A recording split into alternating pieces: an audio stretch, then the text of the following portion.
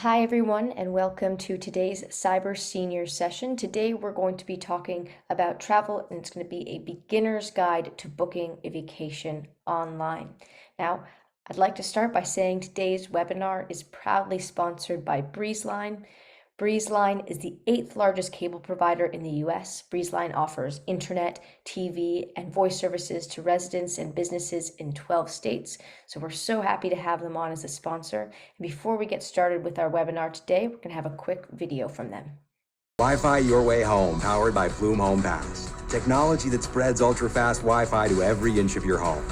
We make having a Wi-Fi supercharged home easy by including a SuperPod with your Wi-Fi gateway package. Learn more at breezeline.com. All right, and if you want to learn more about Breezeline and the services they offer, you can visit them online at www.breezeline.com. Now, on with the webinar. All right, as I said, today we're going to be doing a beginner's guide to planning a vacation online. So we're going to be looking at websites that allow you to book flights and accommodations. Now, I have a bit of a legend to go over before we jump into things. So we're going to be going over 3 websites as we do this. They're going to be Google Flights, Trivago, and Expedia. And as I go through each, you'll see these little icons at the top, and those indicate what services those websites provide. So finding flights, finding accommodations, finding hotels, finding automobiles, so rental cars, finding and planning things to do where you're going, finding cruises, and the ability to combine services in a bundle. So book things all at once and kind of get a discount based on that. So we're going to go through each of these, and we're going to start with Google Flights. Now, a bit about Google Flights. Google Flights allows you to find and plan things to do where you are, as you can see from that first icon. Despite its name, it also allows you not only to book flights, but to book hotels and accommodations, to book those flights, and yeah, like I said, other accommodations. So when I say a difference between booking hotels and accommodations, hotels, obviously just hotels, accommodations, maybe rental homes and stuff like that, and different kinds of places to stay.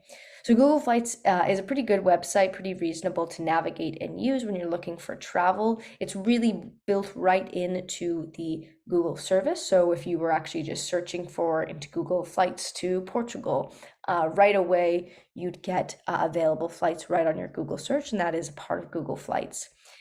It can allow you to explore different websites as you shop around for different prices. So not only does Google show prices directly from airlines, it may also show you prices from other third-party travel booking websites. So it really encompasses everything that you'd be able to find online in one spot.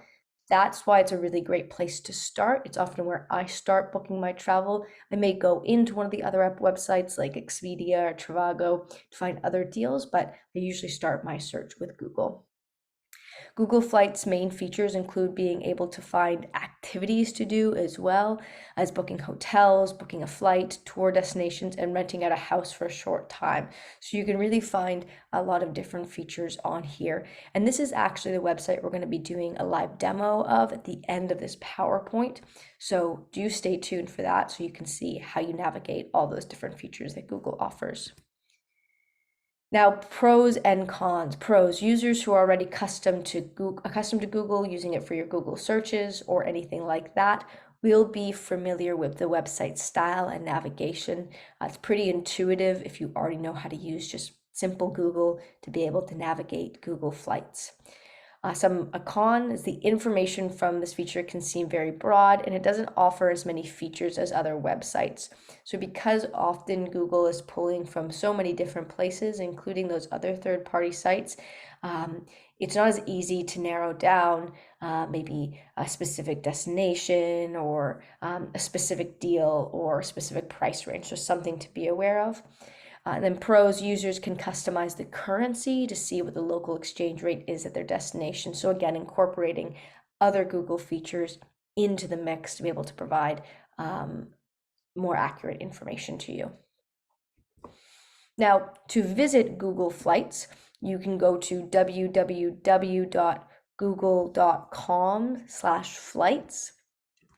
The website features can be accessed from the vertical bar menu. So if you're looking over here on my screen on the left side of that Google, that's where you navigate through the different services available from Google Flights. And this is kind of at a glance what that website looks like when you first navigate to it. Now, when you're navigating the website, here you can adjust. You can see in the yellow box at the top, you can adjust if it's a round trip or a one-way trip, how many people you are traveling with, and also the type of seats you want on a flight. So economy, premium, first class, or whatever it may be. Now, once you've adjusted those things, you can hit the search button and the Google will do the rest. But also in the red box, you'll see that you'll want to adjust the location, the date, and if it's a round trip, when you want to leave and when you want to return. You can also apply filters for more specific results that range from how many bags one can have to how long the flight is. So say you don't want a stopover and you don't want it to be too long, you can adjust for that. You can adjust for rather than the departure time, adjust for the arrival time, if that's more important to you, if you're willing to take, a stopover to get there at a specific time rather than taking a shorter flight, but it might leave later and get you there later. You can adjust all of those things. You can also adjust for emissions to see what the most environmentally responsible choice is when you're flying. So that's Google at a glance. Again, we're going to go over that in a live demo, so we will see more features in a bit, but that's first glance how you book flights on there. This is kind of the same way you would book accommodations and hotels and all of that on Google. So it all looks and resembles this kind of same situation. Now, next is Trivago. You may be familiar with them. They do a lot of advertising on TV, and they're a pretty popular travel booking site, third-party travel booking site. Now, key features of Trivago. Trivago allows you to look at the icons at the top, book hotels, flights, accommodations. So again, other than hotels, different places and ways you can stay, car rentals, and then it also allows you to bundle deals. So, book your hotel and flight and car all in one and potentially get a discount for bundling those deals.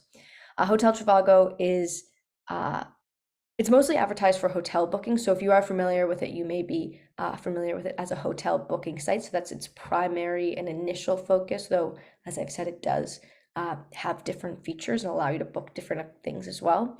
It provides competitor rates and information to consumers. So not only are you seeing when you're booking the Trivago rates that you get on the website, you'll also see what the same that same flight is, that same hotel booking is on any other different site. So it shows you all that information up front. And it also provides information for flights, alternative housings, as I said, rental cars, and that package deal. So pros and cons of using Trivago. Pros, users can easily find a price within their budget from different well-known companies and even bundle services together for a better deal.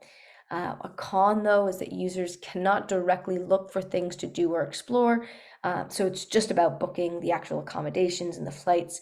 You can't, explore more about a place or figure out, is this hotel close to the things I want to do, stuff like that.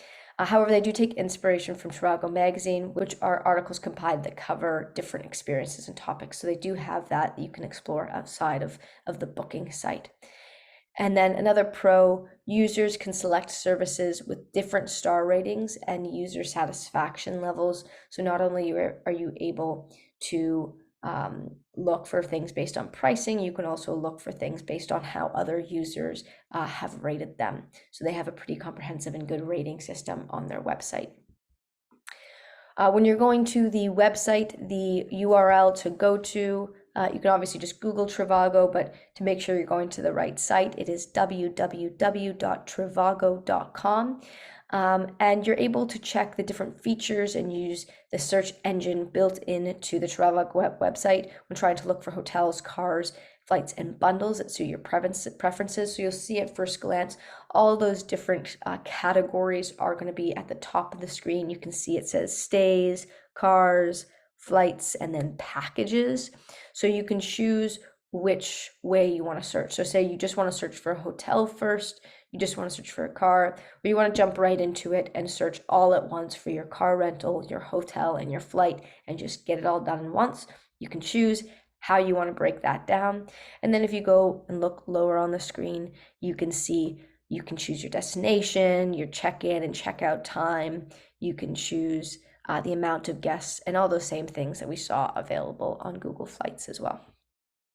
Now, you can also compare, as we said. So when you're navigating the website and you do your search, you can easily see what it compares to. So if you see the little green box circled here, booking.com, Expedia, hotels.com, Vrbo, these are other popular booking sites.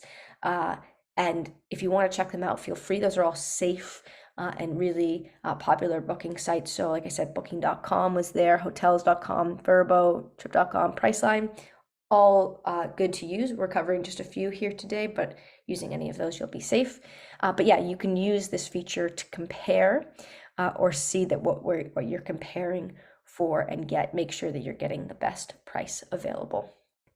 Now, if you keep navigating through the website and you do your search, near the top of the website after you do your search, you can find more filters to narrow down options according to price range, property type, and specific location. So this is when you're searching for accommodations. You even can click sort by to have options to tailor your preferences even more. So to see that you're, sorting by price only, distance recommendations, and it also gives you this nice map view, as you can see over on the right when you're looking at hotels, so you can actually see where it is in context of the city or town you're visiting, and make sure that it's located at a place that's going to be convenient for you to access, maybe the types of activities and sites that you're going to want to see. Now, last but not least, Expedia. So Expedia's key features. Expedia is probably the kind of most vast in terms of the ones we went through, in terms of things it allows you to book. You can book cruises on Expedia. You can check out things to do in the area. You can book hotels, you can book flights, and you can book cars, and you can bundle. So Expedia allows you to select from services that include all of those things and make it really easy to find and navigate. And I think of kind of third-party travel sites. The first site I usually think of is Expedia. It's probably the most well-known in my mind, and it is a really fantastic site to use. Now, the pros and cons. The website is very clean and visually pleasing. It's super easy to navigate. So, if you are not as good of an internet user and you're looking for something easy to navigate, Expedia is a great choice for you. Cons, although you are able to budget to your liking, Expedia may not always show you the lowest possible prices, so it's not comparing prices like Trivago does. It just shows you what it has. Though that being said, in my experience, usually the prices you see on one of these sites is probably going to be the price you see on the other. They're all really showing you a lot of the same flights and deals. It's just a matter of which site you enjoy using the best and which is the easiest for you to use, in my opinion. And then another pro, although they may not always have the best price, there's a section menu that allows you to look through last minute deals.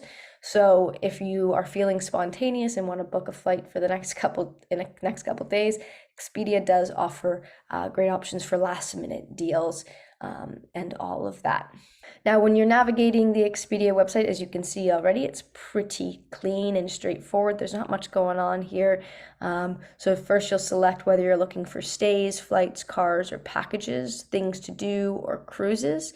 And you can see that right at this top bar where it says that. And then you're going to say where you're going to. And then you're going to say, if you're doing, say, a flight or a stay, you can say add a flight, add a car, so you can add packages to any of these singular things you're looking at. And then you'll select your dates and then search. You can also go, when you're searching, to the more travel section if you don't see all of those things. Look into deals and group prices, so you can see different options they have there as well. If you're looking for activities to do, which is something that is more unique to Expedia that Trivago, say, didn't have, you can just click on the things to do button and input the place you'll be visiting, and when, and hit the search button. Now this works kind of like if you've ever used something like Groupon or anything like that to find activities or things to do. It kind of does the same thing. It allows you just to see activities that there are and book them right on the site and have something to do. So you can search for them, and then you can use the left bar to filter by kind of type of activity or different things, like if it has free cancellation and stuff like that. And then you can click on any options you're interested in to learn more. So you'll just click on one of these, say the one that's Universal Studios Hollywood tickets. You can just click on that and you'll find out more information about what those tickets include and anything like that. Now, that's a really kind of broad overview of those three websites. Of course, we are going to explore Google Flights more, and that should be helpful not only in getting to know Google Flights, but how these other websites navigate as well, since they're all pretty similarly set up and offer pretty similar features. But before we do that, some things to keep in mind when booking from third-party websites. So always check the cancellation/refund policy. In some cases, you may not be able to get refunded if the flight is canceled or postponed. So do keep that in mind and watch out for it for sure. Some of these websites will offer flight or trip insurance. Read through any policies carefully before purchasing, because this may apply to insurance for their booking, but it may not apply for something like the airline. Remember, this is a third-party booking site. You're not booking directly through the hotel or through the airline. You may want to visit the airline, hotel, or tour group's official website before purchasing, just to make sure that the details of that flight or that booking match what's actually available. There are times when those things aren't updated very quickly, and you may book a hotel through a third-party site. It doesn't properly go through to the hotel itself, and then you find yourself at the hotel and you don't have a room booked. So do be aware of that, and when in doubt, go straight to the source. Contact the hotel, the airline directly. And always remember to read reviews from other travelers. This is especially important when booking, say, with a maybe smaller airline or an airline you haven't used before, or else if you're booking a accommodation versus a hotel, if you're booking something that's maybe more a rental house, always make sure you check reviews to make sure it's legitimate and good to go. Now we will get into a live demo of Google Flights. All right, so we are going to look at Google Flights, or otherwise known as Google Travel. So to get to Google Flights or Travel, I'm already on here, but I'll go into google.com/flights. Now here I am in Google Flights, so you'll see that I'm on the flight page of this, and this is where I can come to book my flights. But as we kind of saw already in the presentation, if we look over at the side, we'll see all the other options that Google Travel has to offer. So from Travel up here at the top, which is kind of their general page, so you can find things like things to do, flights, hotels, and you can do just a general destination or site search and then find from there. To Explore, which allows us to kind of pick a location and a general timeline with a bit of flexibility and see kind of the best deals or best sort of package trips we can get in the next little while. So this is a great way to explore if you're a bit open to where you're going and are just looking for a general timeline and have maybe a few locations you're looking at. You can explore kind of the best deals on the internet and packages to find. Things to do, this allows you to search a destination. So say you've already booked a trip and you're looking for things to do there, you can use this to find those things. So say I say Paris here, right? We'll look and then we can see all the top sites, local favorites, kid-friendly, art and culture, and all the different things you can do in Paris. So when you're planning a trip, this is a great place to come to figure out how you're actually going to fill your days. Next we have flights, obviously, which we already went over, where you can search for flights, and I've already put in Paris to the last one. So the other thing about this is if I say put in Paris on things to do, as you saw, when I then just click over to travel, it continues that search. So I can kind of jump through these and get a general sense of, okay, this is the cost for these days, for this amount of people, that I can go over to, say, hotels, and we can start looking at hotels, right? We have all of these different filters we can apply. We can do a map view here to see where we're going. And then we can also see vacation rentals. So this is a super flexible platform giving you access to all of these features in one, and easy to kind of toggle between them and find stuff to do.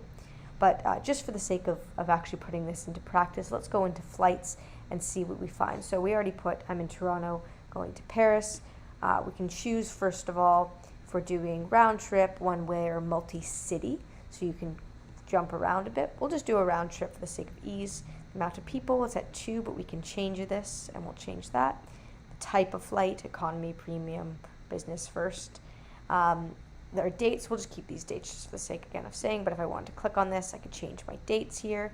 The other great thing about this is when you look at dates, you can start to see the general prices. So again, if your dates are flexible, you can kind of go and see, oh, it's easy. It's actually, $200 cheaper to fly on a Tuesday for whatever reason. And you can look at that. And then you can see all the departing flights. So these are the best departing flights. You can see other departing flights if you go scroll further down. But you can also sort by. So right here we can see sort by and say, actually, my thing is the duration. I don't really want a stopover. I don't want flight. I can see all the non-stop flights. So this is quite an expensive flight, but let's just pick this one for the sake of it. I'll click on this flight. So I've chosen my outgoing flight. And then from here, I can then choose my return flight. So the price here is going to be the total cost for both there and back, and you can see this is the choice coming back, but we have other options, and they may vary in price or how many stops they have, but we'll just select this one at the top for the sake of it. So I've selected my flight. These are both Air Canada flights, and now I can kind of pick my options. They also give you these details that show you kind of price history, so what is typical. So right now we're in a kind of typical to low range. Red would be a high range, it's way more expensive. Green would be a really cheap range, right? All of that. Anyway, I select this, and then I can pick my booking option. So this is an Air Canada flight, but it's through also Lufthansa. I can't say the name.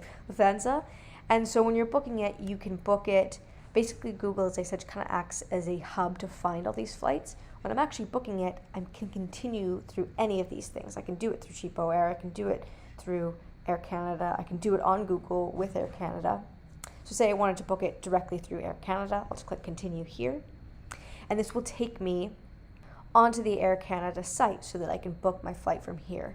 Now this is, again, the really good thing about Google is when you're finding all of these flights, your accommodations, you're not going to be booking the trip through Google Flights, or you don't have to. You don't have to book it through a third-party site. You can actually just link to the original link, so you can go right to the source and book it, which is a bit safer because you're not, putting trust in a third-party site to make sure that booking goes through and that it's accepted and honored. You're going straight to the source, so you know that it's going to be honored because you're booking from there. And Google is really just acting, as it does in any other context, as a search tool to find the deals, to find the accommodations, to be able to book that flight.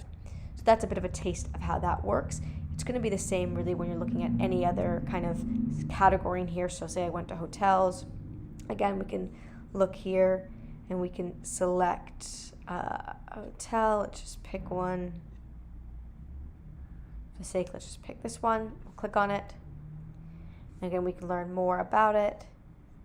And we can see all these deals. So look, it's pulling from different booking sites. So you can go, into any of these booking sites, booking.com, hotels.com, or if that's what you want, it will mark it. You can see it says official site. We can go straight through the official site to book this hotel.